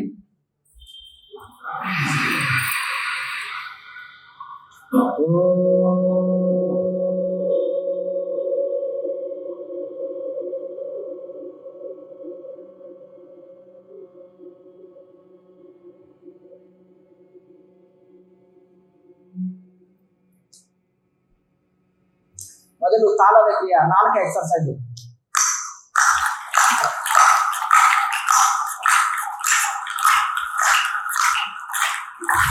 నాలుకని చిరికినట్టుగా 20 టైమ్స్. నోట్లో లాలాజలం వచ్చిన మింగివేయాలి, శరీరానికి చాలా శ్రేష్టం.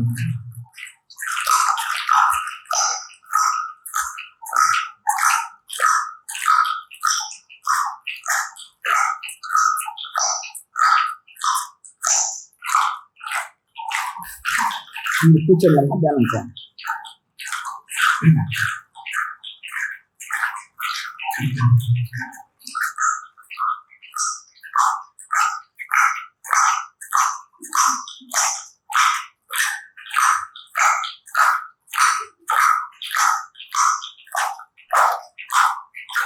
తర్వాత నాలుకని పూర్తిగా పెదవుల నుంచి బయటకు తీసుకొచ్చి పాము నాలుక వల్ల ఆడించండి.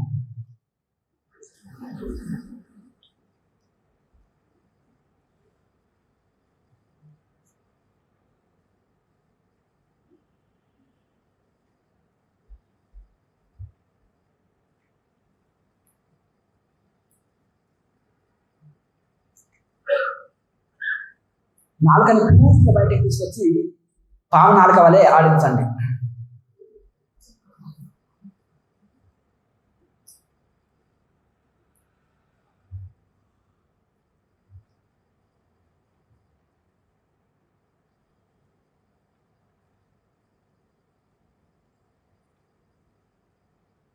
ఇప్పుడు నాలుకని పైకి ఎత్తించండి. ఈ యొక్క చేతి మధ్య వేలు ద్వారా పైకి తోస్తుందండి 20 టైమ్స్.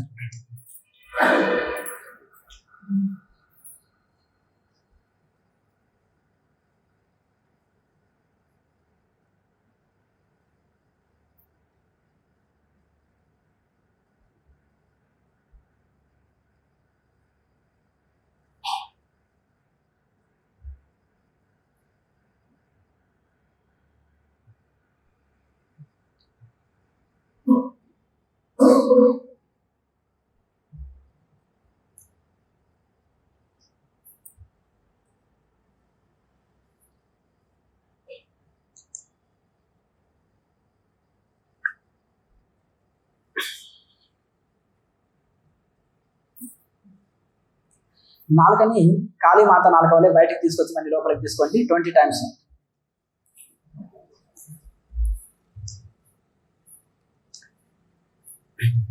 ఇప్పుడు నోట్లో జలం వచ్చినా మింగివేయండి, 20 టైమ్స్ చేస్తూ ఉండండి. కాళీమాత నాలుక వల్లే పూర్తిగా బయటకు తీసుకొచ్చి లోపలికి తీసుకోండి 20 టైమ్స్. ఇప్పుడు ఈ నాలుక ఎక్సర్సైజుల వలన ఇప్పుడు ఉండే నాలుక కొద్ది 1 ఇంచు పొడుగు అవుతే, ఇది మన లోపల కొండ నాలుక ఉంది, చిన్న నాలుక. ఆ చిన్న నాలుకని తగిలినప్పుడు ఎంతో మనకు ఆనంద స్థితి అందుకుంటాము. ఆ చిన్న నాలుక వెనక భాగంలో ఈ కంఠము బిలం ఉంటుంది. కంఠ బిలంలో లాకపడి 2 ముక్కు రంధ్రాలు, లో ముక్కు రంధ్రాలు ఉంటాయి. ఆ 2 లాకపడితే పూర్ణ కేచర్ అంటారు. అప్పటి వరకు దీన్ని నాలుకని మడత పెట్టి ఉంచాలి. చేస్తూ ఈ నాలుక మడత పెట్టి అర్ధ కేచర్లో ఉండి సాధన చేస్తూ కొన్ని రోజులకి ఈ నాలుక ఎక్సర్సైజ్ చేస్తే పొడవు అవి పూర్ణ కేచర్ వస్తుంది. అప్పటి వరకు అర్ధ కేచర్లో ఉండి చేయొచ్చు. దీనివలన ఆకలి తప్పులు కంట్రోల్ అవుతాయి. శ్వాస దీర్ఘ శ్వాస చేయగలుగుతాము. కుంభకం ఎక్కువసేపు చేయగలుగుతాము. శరీరంలో ఉష్ణం పెరగదు. మనం ప్రాణాయామం చేస్తుంటే కొంత ఉష్ణం వస్తుంది. ఆ ఉష్ణం పెరగదు. సమశీతోష్ణ స్థితి ఉంటుంది. ఏమైనా హీట్ బాడీ ఉన్న వాళ్ళకు కూడా హీట్ కొట్టేస్తుంది. ఒకరోజు మనము ఆకలి, నీరు, అన్నము తీసుకోకుండా నడిచిపోతుంది. ఈ యొక్క కేచరి అంత బెనిఫిట్ కలుగుతుంది. దీన్ని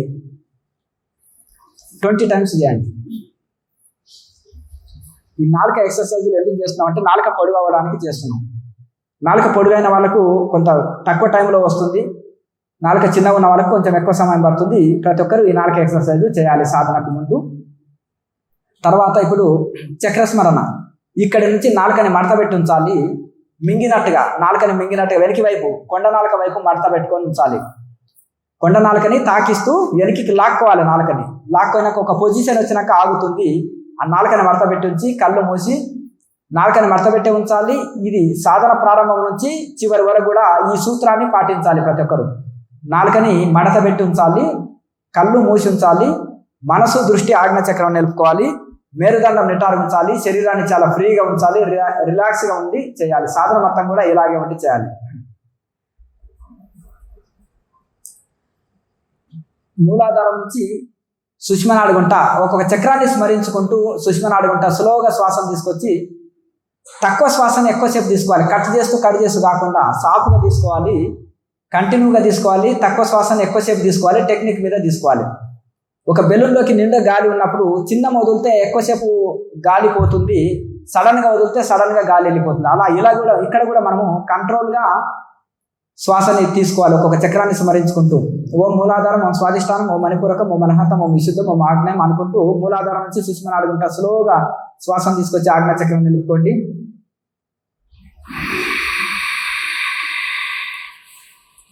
శ్వాసని 10 seconds శ్వాసను ఆజ్ఞాచక్రంలో బంధించుంచండి. ఆజ్ఞాచక్రంలో ఓం సింబల్ని ఊహించుకొని ఓం భావనలో ఓంలో లీనమై ఉండండి.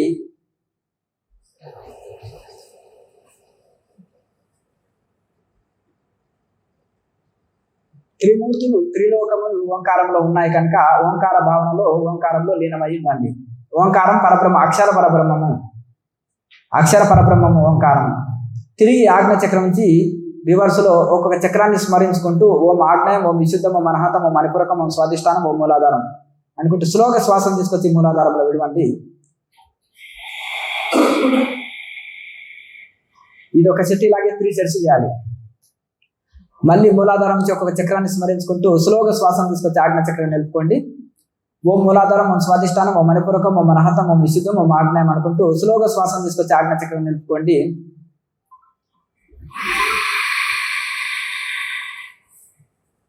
శ్వాసన ఆజ్ఞాచక్రం నిలుపుకున్న తర్వాత 10 seconds శ్వాసన ఆజ్ఞాచక్రాన్ని బంధించుంచండి. దైవంలో పూర్తిగా లీనమైపోయి తన్మయత్వ స్థితిలో ఉండండి. సంపూర్ణ శరణాగతిలో తన్మయత్వ స్థితిలో ఉండండి.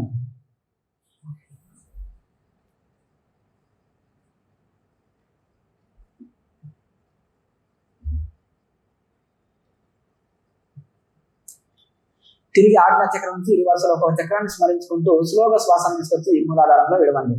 ఓం ఆగ్నేయం, ఓం విశుద్ధం, ఓం అనహతం, ఓం మణిపూరకం, ఓం స్వాధిష్టానం, ఓం మూలాధారం. స్లోగా శ్వాసను తీసుకొచ్చి ఒక్కొక్క చక్రాన్ని స్మరించుకుంటూ స్లోగా శ్వాసని మూలాధారంలో విడవండి. కంఠం ద్వారా శబ్దం చేస్తూ తక్కువ శ్వాసను ఎక్కువసేపు స్లోగా శ్వాసను తీసుకొచ్చి మూలాధారంలో విడవండి.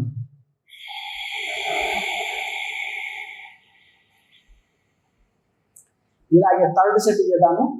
మూలాధారం నుంచి సుష్మనాడుగుంట ఒక్కొక్క చక్రాన్ని స్మరించుకుంటూ స్లోగా శ్వాసను తీసుకొచ్చి ఆజ్ఞాచక్రం నిలుపుకోండి. ఓం మూలాధారం, ఓం స్వాధిష్టానం, ఓం మణిపూరకం, ఓం అనహతం, ఓం విశుద్ధం, ఓం ఆగ్నేయం అనుకుంటూ స్లోగా శ్వాసను తీసుకొచ్చి ఆజ్ఞాచక్రం నిలుపుకోండి.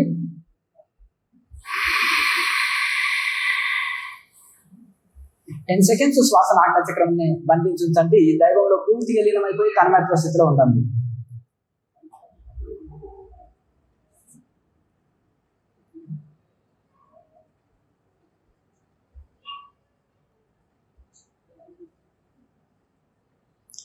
సంపూర్ణ శరణాగతిలో దైవంలో లీనమై ఉండండి. ఓంకారాన్ని భావన చేస్తూ ఓంలో లీనమై ఉండండి.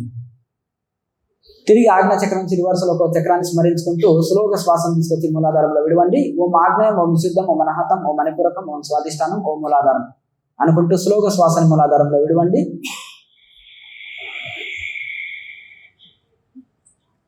ఇప్పుడు మహాముద్ర చేద్దాము.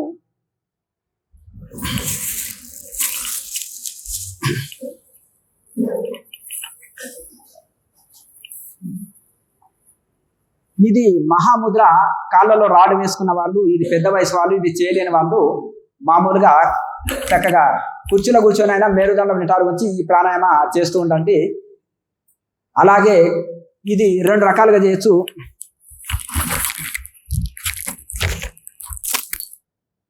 ఇప్పుడు ఇట్లా తొడకి, ఎడమ తొడకి కుడి కాల్ని ఇట్లా పాదంని ఆడించి ఇట్లా చేసుకోవచ్చు. ఇట్లా కూడా చేయొచ్చు. తర్వాత చేయగలిగిన వాళ్ళు కూడా ఇప్పుడు కుడి పాదం ద్వారా ఎడమ అంటే కుడి పాదం ద్వారా మల ద్వారాన్ని లాగ్ చేయండి. ఎడమ కాల్ని చాపించండి. 2 మోకాలు జతలో ఉంచి ఒక చేతి పైన ఒకటి గోర్లించి ఉంచి మేలుదండం నిటారుగా శరీరాన్ని చాలా ఫ్రీగా రిలాక్స్గా ఉంచి సాధన ప్రారంభం నుంచి ముగింపు వరకు కూడా ఈ నిబంధన ఉంటుంది. నాలుక మడత పెట్టి ఉంచాలి, కళ్ళు మూసి ఉంచాలి, మనసు దృష్టి ఆజ్ఞాచక్రం నిలుపుకోవాలి, మేరుదండం నిటారు ఉంచి చేయాలి. సాధన మొత్తం కూడా కాన్సల్టేషన్ ఫోకస్, మన కాన్సల్టేషన్ మొత్తం ఏకాగ్రత మొత్తం ఆజ్ఞాచక్రంలో స్థిరంగా ఏకాగ్రత నిలపాలి, మనసును నిలపాలి, శ్వాసను నిలపాలి. ఇక్కడ ముద్రను మారుతున్న ప్రాణాయామాల మార్పు లేదు. ఇది సహజ ప్రాణాయామం. చక్రాలను స్మరించనక్కర్లేదు. ఇక్కడి నుంచి మహాముద్ర నుంచి ఒక చక్ర స్మరణలో మాత్రమే చక్రాలు స్మరించాలి. ఇక్కడ చక్రాలను స్మరించనక్కర్లేదు. ఓన్లీ నార్మల్ ప్రాణాయామం, సహజ ప్రాణాయామం. మూలాధారం నుంచి సుష్మ నాడుకుంటా పైకి లాగినట్టుగా స్లోగా శ్వాసం తీసుకొచ్చి ఆజ్ఞాచక్రం నిలుపుకోండి. శ్వాసన ఆజ్ఞాచక్రం నిలిపిన తర్వాత ఈ చేతి వేల ద్వారా లాక్ వేసినట్టు ఈ యొక్క కాలి బొటనవేలుని లాక్ వేసినట్టు పట్టుకోండి. ఎంత వీలైతే అంత ముందుకు వంగండి. బలవంతంగా వంగరాదు. కాళ్ళలో రాడు వేసుకున్న వాళ్ళు, పెద్ద వయసు వాళ్ళు, ఇది చేయలేని వాళ్ళు మామూలుగా కూర్చొని ప్రాణాయామం చేయండి. చేయగలిగిన వాళ్ళు అందరూ చేయండి. బలవంతంగా వంగకూడదు. శరీరం సహకరించినంత ముందుకు వంగండి, ఎంత సహకరిస్తే అంత. ఇది అందుకొనగలిగిన వాళ్ళు ఈ నుదురుని తీసుకొచ్చి మోకాల మీద ఆనించుకోవచ్చు. ముందుకు వంగినప్పుడు ఇక్కడ మనకు నచ్చిన మంత్రాన్ని కూడా జపం చేసుకోవచ్చు.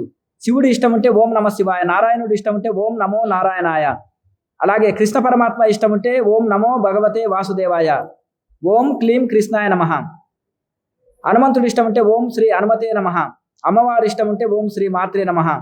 అట్లా మీకు నచ్చిన, లేదంటే నాకు మోక్షం కావాలి ఏది అక్కర్లేదు అనుకుంటే ఓం ఓం అంటూ జపం చేసుకోవచ్చు. ఓం జపం ఎక్కువసేపు చేయొచ్చు, చిన్న మంత్రం కనుక మీకు నచ్చిన మంత్రాన్ని జపం చేసుకోవచ్చు. మీ ఇష్టం. జపం చేసిన దైవభావన ఉండాలి, జపం చేయకున్నా దైవభావన ఉండాలి. దైవభావన శరణాగతి అనేది ముఖ్యం.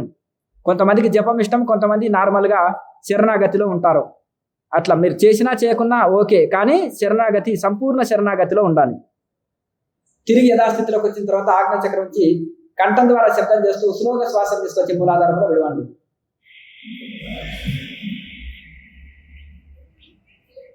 అలాగే ఎడమ పాదము మడమ ద్వారా మల ద్వారా లాగ్ చేయండి. కుడి కాళ్ళని చాపించండి. 2 మోకాలు జతలో ఉంచుకోండి.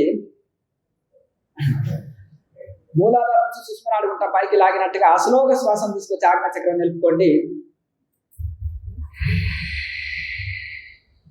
శ్వాసను ఆజ్ఞాచక్రం నిలుపుకున్న తర్వాత ఈ చేతి వేల ద్వారా కాలి బొటనవేలు లాగి వేసినట్టు పట్టుకోండి. నెమ్మదిగా నుదురుని ఎంత వీలైతే అంత ముందుకు వంగండి. ముందుకు వంగినప్పుడు శ్వాసను ఆజ్ఞాచక్రంలో బంధించి ఉంచండి. నాలుకను మడత పెట్టి ఉంచాలి, కళ్ళు మూసి ఉంచాలి, మనసు దృష్టి ఆజ్ఞాచక్రం నిలుపుకోవాలి, మేరుదండం నిటారుగా శరీరాన్ని ఫ్రీగా ఉంచాలి. సాధన మొత్తం కూడా ఇలాగే ఉండి చేయాలి. శ్వాసను ఆజ్ఞాచక్రంలో బంధించి ఉంచాలి. భగవంతుడికి సంపూర్ణ శరణాగతిలో ఉండాలి.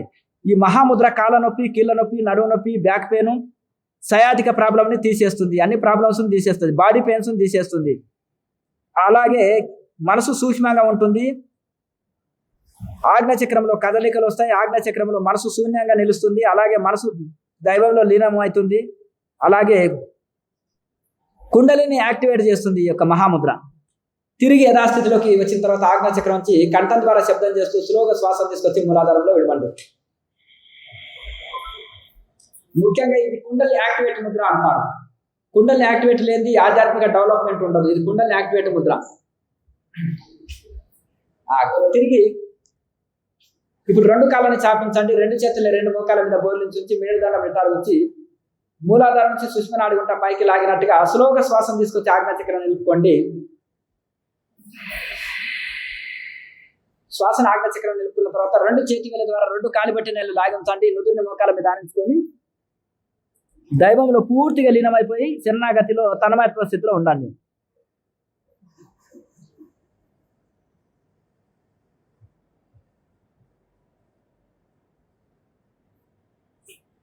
తిరిగి యథాస్థితిలోకి వచ్చిన తర్వాత ఆజ్ఞాచక్రం నుంచి సుష్మనాడుకుంటా కంఠం ద్వారా శబ్దం చేస్తూ తక్కువ శ్వాసను ఎక్కువసేపు స్లోగా శ్వాసను తీసుకొచ్చి మూలాధారంలో విడవండి. ఇది ఒక సెట్, ఇలాగే 3 సెట్స్ చేయాలి. సెకండ్ సెట్ చేద్దాము. ఎడమ పాదం ద్వారా మల ద్వారాన్ని లాగ్ చేసి కుడి కాళ్ళని చాపించి రెండు మోకాల జతలో మేరుదండం పెట్టారుగా మూలాధారం నుంచి సుష్మనాడుకుంటా పైకి లాగినట్టుగా తక్కువ శ్వాసను ఎక్కువసేపు కంఠం ద్వారా శబ్దం చేస్తూ స్లోగా సుష్మనాడుకుంటా శ్వాసను తీసుకొచ్చి ఆజ్ఞాచక్రం నిలుపుకోండి. శ్వాసను ఆజ్ఞాచక్రం నిలుపుకున్న తర్వాత చేతి వేల ద్వారా కాలి బట్టిన లాక్ వేసినట్టు పట్టుకొని లాగించి ఎంత వీలైతే అంత ముందుకు వంగండి. పూర్తిగా దైవంలో లీనమై తన్మయత్వ స్థితిలో ఉండండి.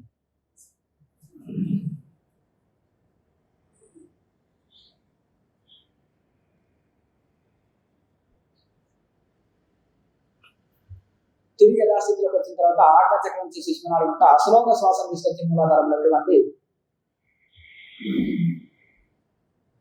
ఇలాగే ఇప్పుడు రెండో కాలు కుడి పాదం మడమ ద్వారా మల ద్వారాన్ని లాగ్ చేసి ఎడమ కాలిని చాపించి రెండు మోకాల జతలో ఉంచుకోండి. ఒక చేతి పైన ఒకటి గౌరవించి మూలాధారం నుంచి సుష్మనాడుకుంటా పైకి లాగినట్టుగా స్లోగా శ్వాసం తీసుకొచ్చి ఆజ్ఞాచక్రం నిలుపుకోండి. శ్వాసను ఆజ్ఞాచక్రం నిలుపుకున్న తర్వాత చేతి వేల ద్వారా కాలి బొట్టనెల్లి లాగించి నుదురుని మోకాల మీద ఆనించుకోండి.